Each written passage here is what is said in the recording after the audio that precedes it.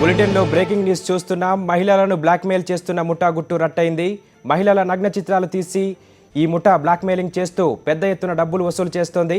14 మంది సభ్యులున్న ఈ ముఠాను తూర్పుగోదావరి జిల్లా మండపేటలోని పోలీసులు అరెస్టు చేశారు. పూర్తి వివరాలు మా కరస్పాండెంట్ హరీష్ అందిస్తారు. హరీష్, చెప్పండి, ఈ ముఠా పూర్తి వివరాలేంటి, పోలీసులకు ఎలా చిక్కింది? నరేష్, ఈ ముఠా మండపేటలో ఓ ఫంక్షన్ హాల్ ఉంది. ప్రముఖులు మాత్రం ఎక్కువగా బుక్ చేసుకునే ఫంక్షన్ హాల్, చాలా ఖరీదైన ఫంక్షన్ హాల్. అంటే పెద్ద పేరున్నోళ్ళు, కాస్త డబ్బున్నోళ్ళు, పెళ్లిళ్ళు, ఇతర శుభకార్యాలు చేసే ఫంక్షన్ హాల్ అది. ఈ ఫంక్షన్ హాల్ బాత్రూమ్ లో రహస్యంగా సీసీ కెమెరాలు, కొన్ని రహస్య కెమెరాలు బిగించడం జరిగింది. ఎవరిదైనా ఫంక్షన్ జరిగితే వాళ్ళకి సంబంధించిన మహిళలు ఎవరైనా అక్కడికి వచ్చి స్నానం చేయడం జరుగుతుంది. ఇదంతా ఆ సీసీ కెమెరాలో రికార్డ్ అవడం జరుగుతుంది. అలా కొంతమంది వ్యక్తులు, అంటే దాదాపు 14 మంది బ్యాచ్లు పట్టుకున్నాం. అందులో 4 మాత్రమే దీనికి పాల్పడ్డారని, మిగిలిన వాడంతా కాదని పోలీసు ఇన్వెస్టిగేషన్ తీశారు. ఈ బ్యాచ్ అంటే ఎవరినైతే విజువల్స్ తీశారో ఆ విజువల్స్ తీసిన మహిళల్ని, వాళ్ళకి ఆ ఉన్నత కుటుంబాలకు చెందిన వాడైతే వాళ్ళకి ఫోన్ చేయటం, డబ్బులు ఏమైనా బ్లాక్మెయిల్ చేయటం, ఈ తరహా కార్యక్రమాలకు పాల్పడ్డారు.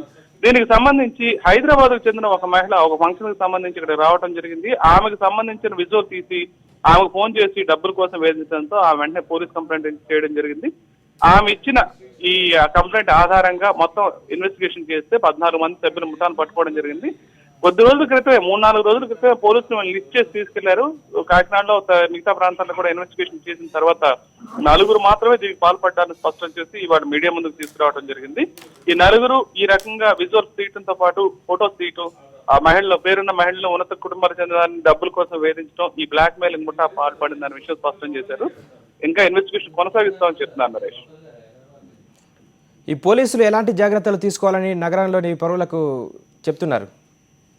నరేష్, ఇప్పుడున్న పరిస్థితుల్లో షాపింగ్ మాల్స్ కానీ, ఇతరత్ర ఏదైనా పెద్ద వ్యాపార కోడళ్లు కానీ, లేదంటే ఇలా ఫంక్షన్ హాల్స్ కానీ, సాధారణంగా పెళ్లిళ్ళు జరిగే ఫంక్షన్ హాల్లో ఇటువంటి కార్యక్రమాలు జరుగుతాయని ఎవరు అనుకోరు. ఎందుకంటే స్వతహాగా అక్కడికి వచ్చే వాళ్ళంతా ఎవరైతే పెళ్లికి సంబంధించిందో తెలిసిన వాళ్ళు, బంధువులు, చుట్టుపక్కల వాళ్ళు, వాళ్ళకి సంబంధించిన వ్యక్తులే వస్తారు. అయితే వీళ్ళు ఎవరికి తెలియకుండా ఆ ఫంక్షన్ హాల్లో అది ఎలా బిగించారు, ఏం చేశారు, దానికి సహాయపడిన వాళ్ళు ఎవరు, ఈ విషయం అంతా ఇన్వెస్టిగేషన్ చేయాల్సి ఉంది. ఎందుకంటే ఫంక్షన్ హాల్ బయట వ్యక్తి, అందులో ఎవరు వచ్చినా వెళ్ళినా సరే ఆ నిర్వాహకులు ఖచ్చితంగా తెలుస్తుంది. ఈ రకంగా ఇన్వెస్టిగేషన్ చేసి అసలు దీనికి మూల కారణమైన వాళ్ళు ఎవరైనా కఠినంగా శిక్షిస్తే తప్ప ఇటువంటి కార్యక్రమాలకు ఫుల్ స్టాప్ పెట్టడం జరుగుతుంది. మరో ప్రధాన విషయం ఏంటంటే ఈ మొత్తం వ్యవహారానికి సంబంధించి మండపేట నగరానికి సంబంధించిన ప్రముఖుల పిల్లలు కూడా అందులో ఉన్నట్టు తెలుస్తుంది.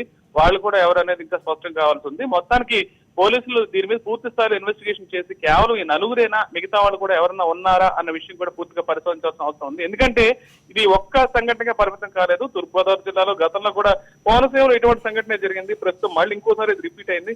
ఎప్పటికప్పుడు ఈ తరహా కార్యక్రమాలు జరుగుతూనే ఉన్నాయి. వీటిని పూర్తిగా స్థాయిలో ఫుల్ స్టాప్ పెట్టాలి అంటే ఇన్వెస్టిగేషన్ పూర్తి స్థాయిలో చేసి అందులో బాధ్యులైన అందరి మీద చర్యలు తీసుకుంటే తప్ప ఈ మళ్ళీ పునరావృతం కాకుండా ఉంటాయి నరేష్.